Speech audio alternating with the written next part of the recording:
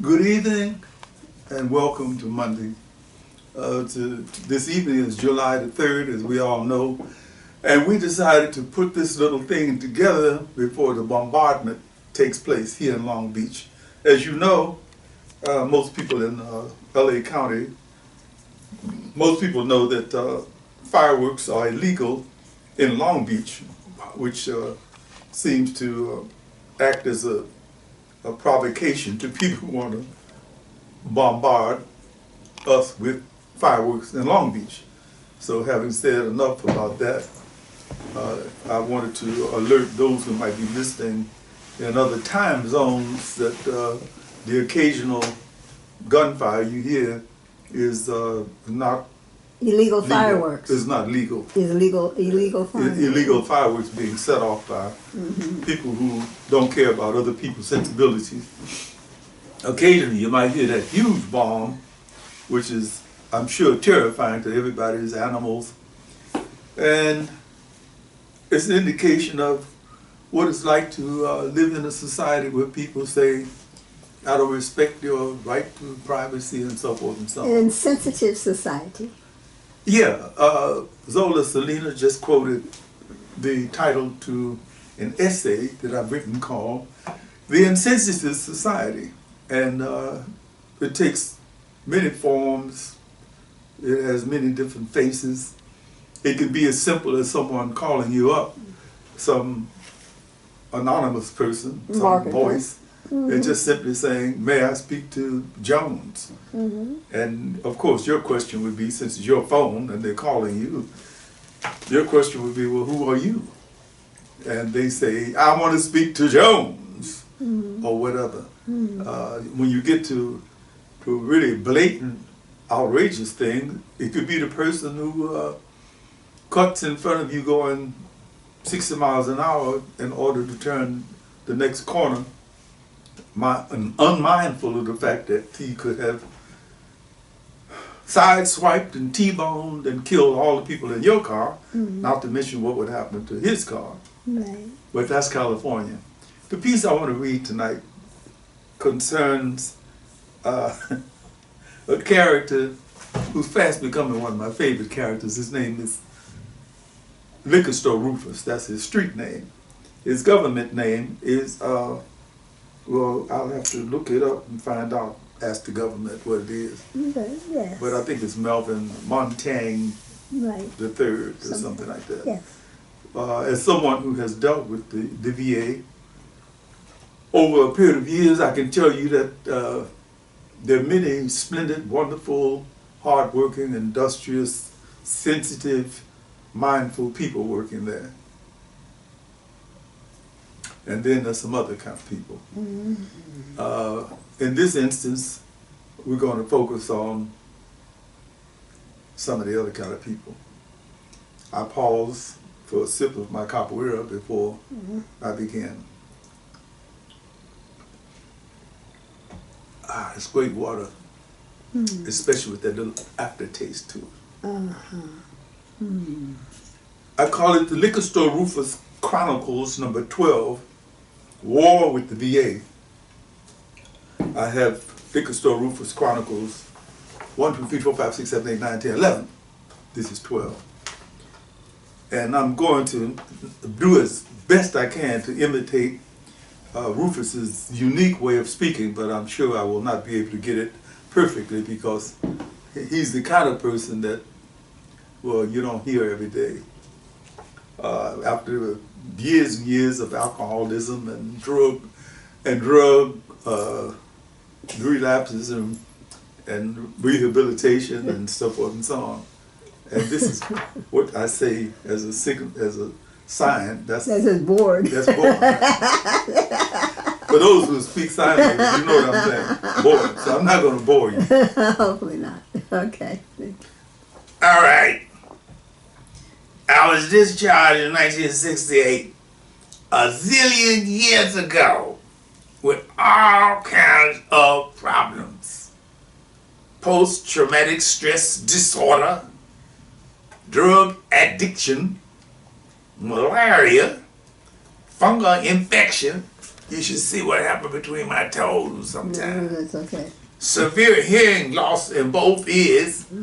I got some hearing aids that allow me to hear a mouse piss on cotton. 30 way over there. Here, and one leg shorter than the other one. Sometimes I forget which leg is shorter than the other one because it looks like I'm tilted out. One leg shorter than the other one from these operations I had to deal with the damage I suffered from stepping on a landmine. I was messed up. You know what I'm saying? Messed up.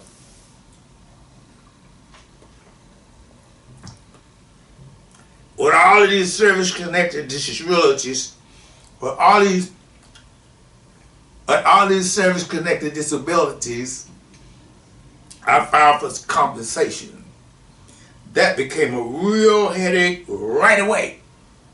First off, somebody sent me a letter saying that I wouldn't be entitled to compensation for pre-existing conditions. Pre-existing conditions? Were they trying to tell me that my left leg was 2 inches shorter than my right leg when I was drafted? That I couldn't hear too good out of both ears before I got drafted?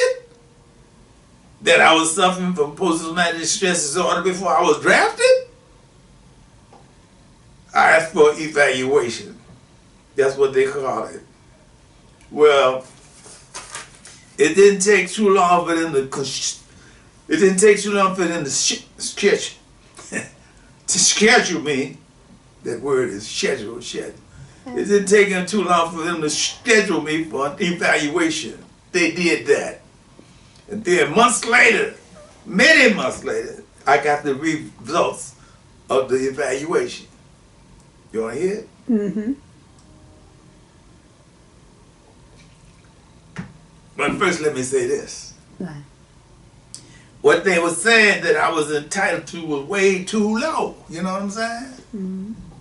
So I appealed the evaluation decision. I didn't hear anything from anybody for months and months and months.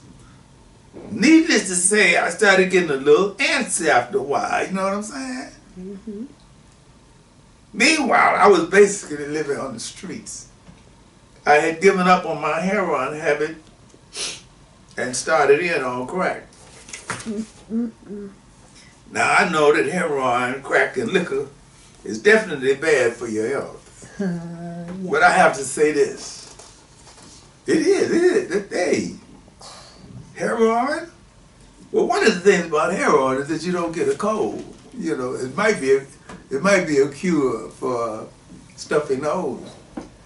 Yeah. And crack, well, we're not going to get into that. Mm-mm. But I have to say this. Out of the three, liquor is probably the best bet because it allows you to get some sleep. You can get a nod off heroin, but you're out there day and night, constantly trying to get the coin for that next fix. Same with crack. Keeps you awake. Mm. But let me stay on the track here. After I didn't hear from the VA for about a year, or incidentally, VA stands for Veterans Administration, for those who are unfamiliar with the initials. Yes, the initials. I didn't hear about it for about a month, about a year.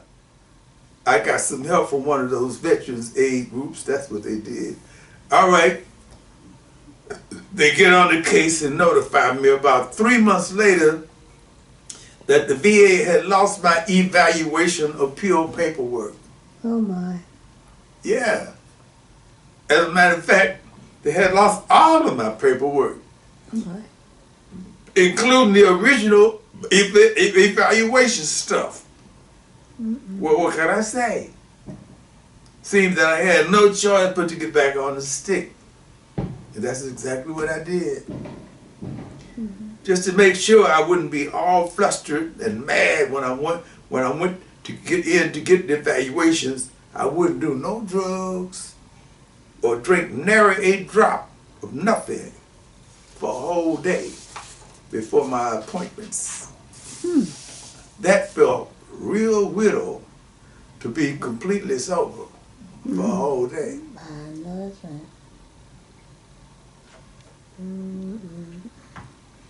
On the honest to God level, I would have to say that I have a real love-hate number going on with the VA. Sometimes it's a honeymoon, sometimes it's a nightmare. On the honeymoon level, especially now, after those crazy brothers showed up at the VA with AKs and bandoliers draped across their shoulders and threatened to shoot the place up.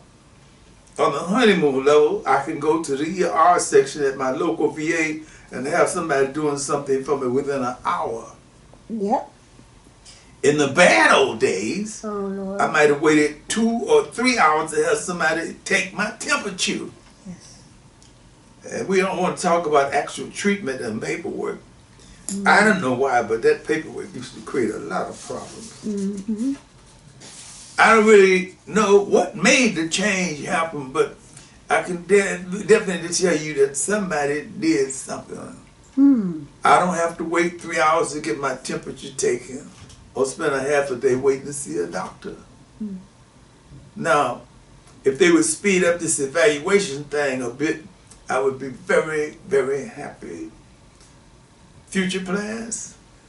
Well, first of all, no matter what happens, I know I got to go somewhere and detox, rehabilitate, whatever you want to call it. Because I don't want to drink my life away. They have a program at the VA. Maybe I get into that next week. Oh, it goes. Hey, Irene! Irene! You going to the store? You going to the grocery store? Listen, baby, would you bring me a pack of cigarettes? I'll pay you when I get my check. Oh, come on. Now, don't be wait a minute. I'm looking at Irene. Is that Irene? Is that you? Really you? And you say you can't buy me a pack of cigarettes? I'm going to pay you when I get my check? Well, you see, folks, Irene is a little bit like the VA. Sometimes you cooperate, sometimes you won't. So you just have to just get along to get along. That's all I'm going to say about that this evening. Y'all have a wonderful evening, and I pray that you survive the bombardment that's getting ready to happen from those who have nothing else to do. Let's spend their money. Wait. You know what's so funny? What's that? You got some people out here who ain't patriotic with shit. Right. And they gonna spend a whole lot of money. Stuff is not I'm cheap. sounding like Likka Sto Rufus. That stuff is not cheap. And they gonna spend a lot of money blowing up something that they don't believe in for some reason. Well, even if so, that's also food off the table. It's psychological, isn't it? Yeah, and I know sometimes the children like the fireworks and what have you.